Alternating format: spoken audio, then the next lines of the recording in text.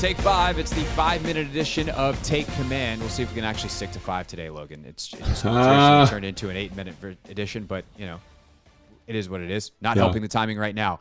We're going to talk about Ron Rivera's comments about Sam Howell to Albert Breer in Monday Morning Quarterback for Sports Illustrated. And here's the quote, Logan. He's talking to Breer. They're sitting on a couch in his office in Ashburn. You've probably been on that couch before talking to Coach. Yep. And they're reminiscing about the Dallas game last year. And he says, quote, "You can ask Stephanie. All we bleeping talked about was the quarterback, what the quarterback did, who he was. I kept saying, bleep, if I would have known this, I would have played him sooner. When you only have so much time to show it, it's hard. I kept thinking, God.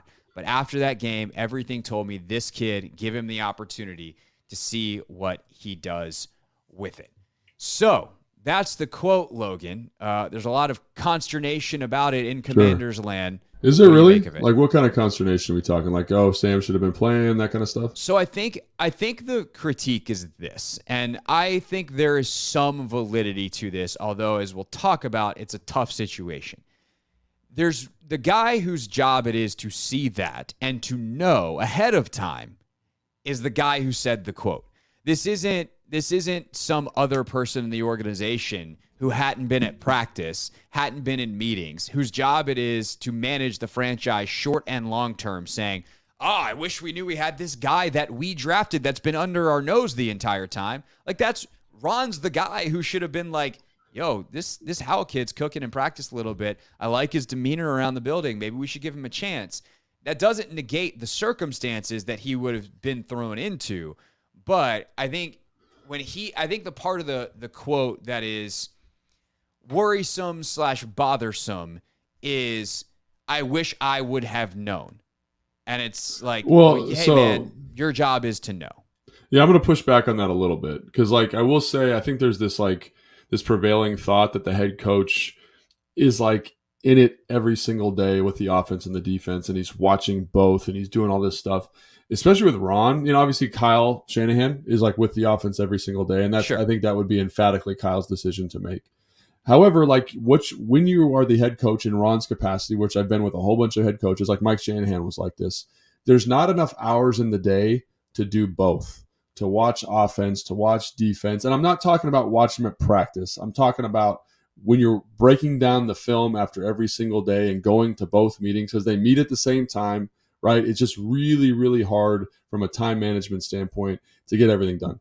So what I would say is the first person I would point to is what did the quarterback coach say? Was the quarterback coach observant? Because it's not like he's repping the stuff that you're preparing for that week. Obviously there's the game plan prep, which, Taylor Heineke and Carson Wentz would have been doing. Are you watching the practice squad stuff of Sam? Are you prepping that? Because some coaches don't do that. They're just you're doing practice squad. Good luck. And it's your job, as the tight end, the third or fourth tight end most of my career, I would have to go watch my own practice squad stuff and critique my own practice squad stuff. And it wasn't like the coach was in there, hey, man, make sure your foot gets down on this, and hey, da-da-da-da-da. It's your job to develop yourself. And I get that because it's ultimately the quarterback's job, coach's job to win games. But if there's anybody in the organization who's going to be like, hey, man, we should give this guy a longer look, it's that guy, right? So let's say he doesn't do that. What does the offensive coordinator say? What do the defensive coaches say? What does the whole staff say? So it wasn't I wish you would have known. It's in practice, I think that's the other thing people, because you've been to practice. It's the scout team quarterback is basically just letting it rip, And I've seen scout team quarterbacks look awesome because there's no structure to what they're doing. They're just out there, they're not reading anything. They kind of get the card ahead of time. It says the coverage at the top of the sheet. You're like, oh, cover 3, I'm ripping this seam later, bro. You know what I'm saying? It's they know. And so it's not this straight evaluation. Obviously, you can see that he's talented. Shoot, I knew that he was talented. We knew that he was talented when they drafted him. Everyone knew that, right? It's just about where he was in terms of his progression. And so when Ron says, I wish I would have known, it's that he's talented, that he's progressing. You just don't know where it's at. And I think that's where the support staff of the organization, even the scouting guys, they come and watch practice and I didn't know this. I found this out a couple weeks ago. They give notes on where guys are at in terms of practice. And so did someone say, oh, I think Sam's, ready to get more reps. Probably not, because that kind of stuff gets you laughed out of the building if you're not right. You know what I'm saying? So Yeah. I just think it's. I know Ron said that, but to me, it feels like more of an organizational kind of thing. Like, to make that decision, I need someone to bring that to me, and I need to kind of have a conversation with that guy. And it's funny because for the last game, it was basically Taylor Heineke basically being like, I think he's ready to go. So that's the funky part about this. Well, there's two things that I think are like there's almost two different conversations, and maybe we should have done this on the big pod and gone longer. But like, there's two different conversations. One is, was there actually an opportunity to play him? And I will still say the answer was no. You said this earlier, and this is really good. So go ahead, just setting the table. Taylor is playing well enough, and you are winning games, and you are in a playoff race, and at that point, you are not going, flipsy daisy, let's put in the rookie because he looks good in practice as the scout team quarterback. It's just never happening. It would be crazy. Is it like, could you potentially just go, hey, Heineke's not going to be our future guy. I don't really care if we make the playoffs this year. You could, but that's a great way to lose a locker room because every other dude in there is busting their ass to make the playoffs. Lose your job. I mean, this is also where the ownership situation being wacky is another factor that, like, you don't know what your job status is because you don't know when the team's going to be sold. Right. And like there's a million factors here that would have been a really ballsy decision by Ron Rivera to do that if he had, and it would not have really made a lot of sense. The Cleveland game is the one that's wacky because they go back to Carson after Taylor has struggled. But you paid at Carson that point, you're $27 million or whatever. I still would have played Taylor, but because I thought Carson was cooked. But you're correct. They paid him a bunch of money. And still, when your season is on the line in a one-game situation, you're not probably going to the rookie. Yeah. Now, again, if you had seen it, maybe, but I don't think anyone, again, all the reasons you just said. So then, yes, Ron said, like, it was kind of silly. I'm glad I started him at the end. Like, Taylor comes to him. There were defensive guys that also were like, yeah, this Howell kid's got a little something to him. Yeah. And so there was a little bit of that, but I don't think enough to push the needle. So again, to me, it's two different conversations. Should Ron have known sooner? I think maybe. And that's, whether that's an indictment of Ron or the people around Ron, ultimately he's the guy in charge of the whole organization. So it funnels back to him anyway. But I'm going to say, but was there an opportunity to play him? No. Yeah. I'm just going to say that, like, I've been around a lot of guys like scout team quarterbacks. Like, this dude's balling, but everyone knows that it's not real. It's like Fugazi. Like, he's looking really good, but it's not real. So, like, in terms of evaluating that, it's insanely difficult. To your point, I think it is something that other players were like, hey man, like, let's get going on this. Like, I think he's pretty talented, but where are my coaches? Where are my assistants? Where are the talent evaluators? They're all fired. Maybe that's one of the reasons why. Maybe you think, but I think that is a factor. Like, I want, like, if I'm at practice, for example, I want my offensive line coach when I'm at the high school to be like, I think so and so to start. I don't spend enough time with those guys to know. You know what I'm saying? I just don't, because I'm in between. I'm doing other, and I'm the OC. You know what I'm saying? So could you imagine the head coach who's got to watch both offense and defense to get ready for that? I think it is a huge factor. And so, yeah, in hindsight's 2020. And I also want to point this out because this is one of the things that really kind of just it bugs me a little bit about the Sam Howell thing. That the structure of that Dallas game was set up so that he would be successful. And what I mean by that is, like, they muffed the punt on the first, or they muffed the kickoff or whatever it was, like the first play of the game. Their first drive starts on the 20, right? He scores a touchdown. Great. Awesome. The next drive, they go 3 and out after a fumble. And then it's like they had 2 drives that were less than 30 yards. You remember that? Like, that is set up. Again, he's 11 of 19 for 169 yards in the game. And an interception and a touchdown.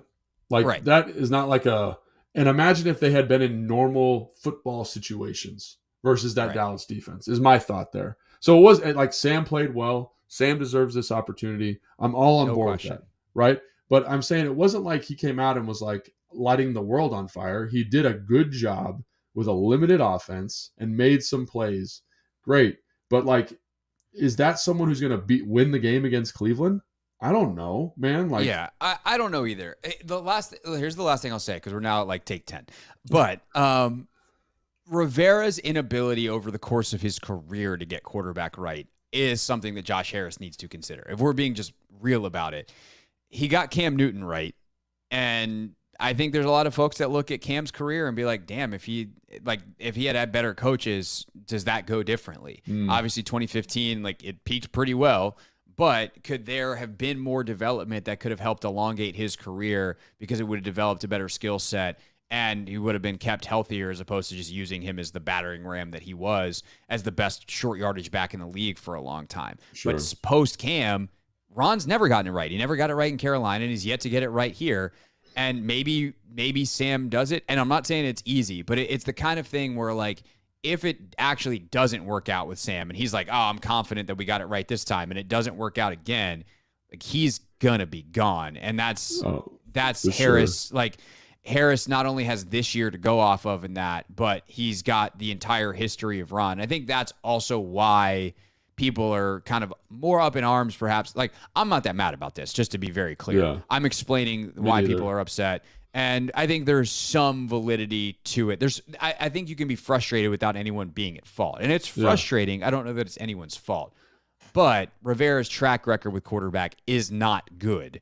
And that is just an undeniable fact at this stage of the game. So I'll also say this, and again, like, this is now take 20 or whatever it is, but I want to say that, like, finding a quarterback is hard. I could look at Bill Belichick. Like, Bill Belichick in Cleveland, terrible at finding quarterbacks. Yep. Finds Tom Brady. Oh my gosh, look at Bill Belichick. Yeah. Worked Jim out. Harbaugh played for 20 years. Jim Harbaugh, same thing, right?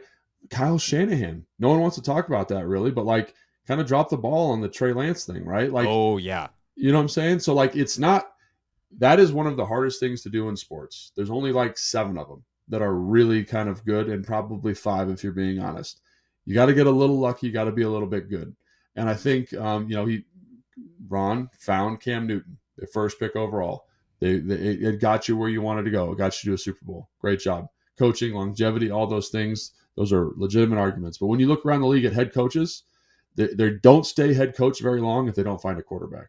And that's why you see guys turn over the way they do at that spot. So I also think that that's something, like, everyone's going to levy that criticism against Ron, but it's the same thing for Mike McCarthy. It's the same thing for like Pete Carroll when he was the coach in New England first, right? It wasn't good until he found Russell Wilson, right? And I think that's something that people need to consider. Like, that, while a true criticism is a true criticism of literally every head coach in the NFL, maybe sans like Jim Harbaugh or something like that. But even then, he had Alex Smith. So it's like, it's really hard to say. And I would just, who was 1-1 overall. Yes, correct. But it was, I think, a little bit, disappointing. Yeah. Like, no, he wasn't the same. He wasn't best quarterback in that class. That guy's still playing. He's in New York right now. But yeah, I get what you're saying for sure. All right. That's take 72. We'll see you for a mailbag early next week. If you're not subscribed, now's a good time to do so you never miss an episode. We'll see you then. For Logan, I'm Craig. Have a great weekend.